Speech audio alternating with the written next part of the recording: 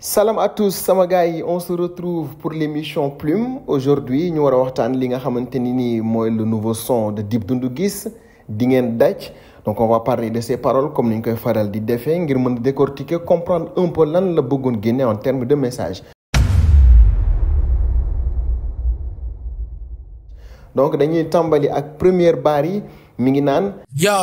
ren def na fukki at ak lu teg fukki atu xeexu réer ak feeñ jot na nga juddu waat mën a too bañ a dugg waañ bu yéexee ñu pay gedd li nga jot a defi weesu na kay li nga yëg mën nga ko denc ba jamono neex boo gëstoo doo too mës a yegg te foo dem pour faju sa jàngoro feeñ. ren def na fukki at ak lu teg fukki atu xeexu réer ak feeñ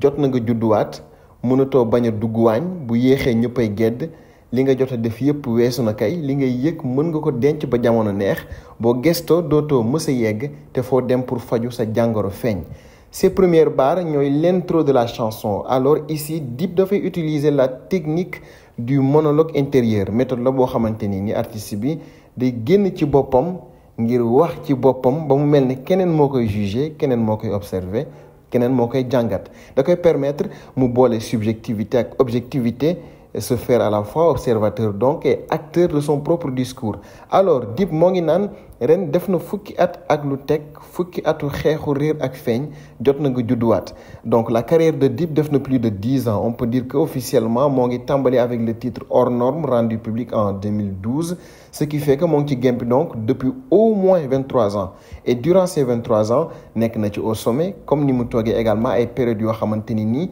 kenn gisu ko pour diverses raisons. D'ailleurs absence yooyu xawoon na intriguer certains de ses fans.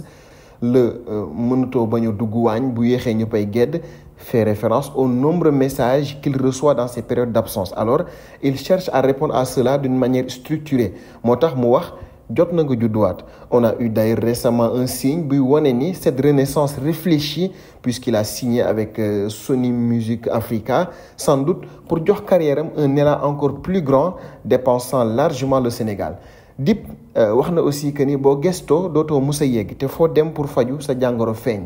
Rien qu'avec l'allégorie qu'il utilise dañuy gis ni nit du jëm kanam su tourner boppam ci ginnaaw. Mais encore plus profond ki bëgg a jëm kanam du attardé ci baatu ginnaaw yi nga xamante ni ak jëfu démb yi nga xamante ni ñoo ko doon gàllankoor. Ku mel ne Marc Aurèle day wax ni ne laissez pas votre esprit tourner autour des mêmes choses, avancez chaque jour.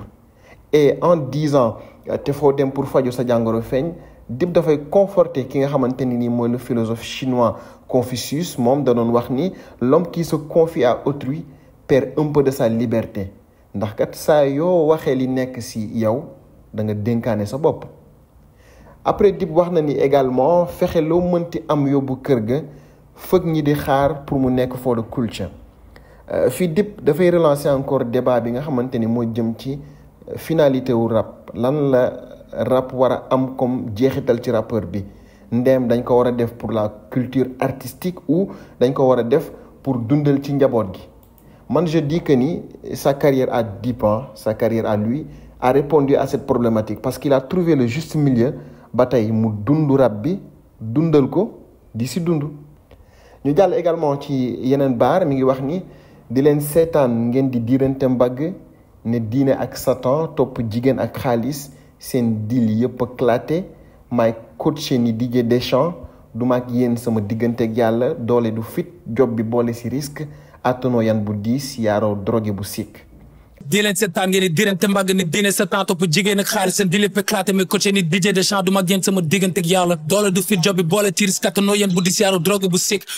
Alors comme ni ma ko daan waxee souvent également les artistes suñ bëggee def des enchaînements souvent dañuy utiliser la technique de l'allitération. Donc moom Dip moom la def fini avec la lettre D. Il l'a utilisé 12 fois en l'espace de 9 secondes. moo ngi wax ci enchaînement bi aussi ne doole du fit job bi boole ci risque. C'est une métaphore qui pousse l'auditeur à aller chercher lan mooy doole. Le philosophe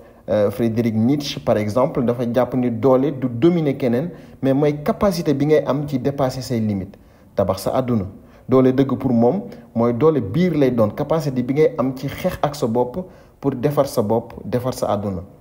Après donc ci la indee bridge bi ak refrain bi ñu bàyyi leen ngeen déglu. yow tëggal temps taj temps rëbbukatu jaan wala ji tëjagoo sa koñ nga ne town bi nga tin dugub public bu nawetaan bi ma néega taj temps bokk ñu jëmukaay man ak ñi est-ce que da nga tegale ndaam mi ba fii budul si kaw fan nga may xaar di ma ñëpp ngi lamb te du ngeen daj non du ngeen daj dama leen a waaxu ñëw di leen faj di leen taj sa gundan daj di ñëpp ngi lamb te du ngeen daj non du ngeen daj dama leen a waaxu ñëw di leen faj di leen taj sa gundam daj loolu bes après mu ñëw Dip daal di wax. lu tax laa mi ñëm rek parce que posam di suul sama taalibe nga ba wax toggal ci suuf ni mut loo ak Pikine damay noggatu ñëw non c'est MC du king kooku doom la si Dip da nga jëm ni nga misel ci loomuti fii dooma tab parce que ñi ne seen kaw la ñu tiim lu tax làmmiñam rëy parce que pocham diisul fii Dip dafa bëgg wax ni les tonneaux vides font souvent du bruit ñi am dëgg seen wax du bëri parce que li ëpp si liñ bëgg faj mën nañ ko faj ci saase te duñ ci sonn le moraliste français La Bruyère da doon wax ni on est souvent le plus bruyant là où on est le plus faible. Maintenant kan la Dip di waxal loolu aussi c'est une autre chose sans doute gars yi comprennent nañ kan la bëgg waxal d'ailleurs am na piste de réponse parce que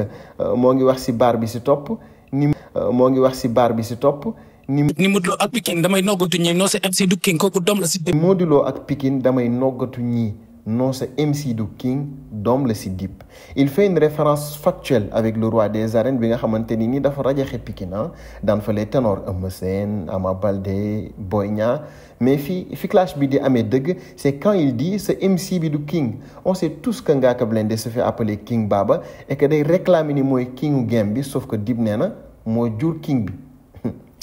coow dina am.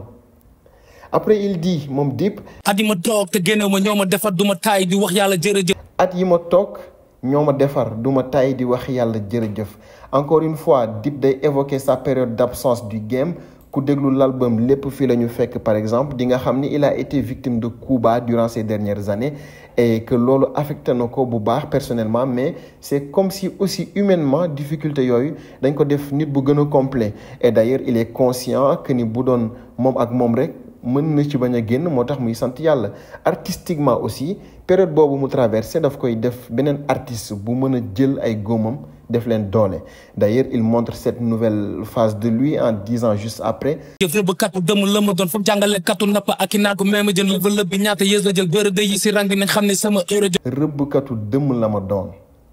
et que l'heure de son retour à lui a sonné moo tax mu ne yéen ñëpp lay suqi saaf di seeñu main tibal safara su kuddu lakk main donc dafa def ego tripping pour dire que malgré cette absence il est toujours là où il était Dip dafa jàpp ni moom mën ñu fi nekk même sans compétition même sans génne dara ensuite il a dit quelque chose de très important munoo gagné concours yàq der bëgg def carrière Youssou Madjiguène yow munoo gagné concours yàq der bëgg am carrière Youssou Madjiguène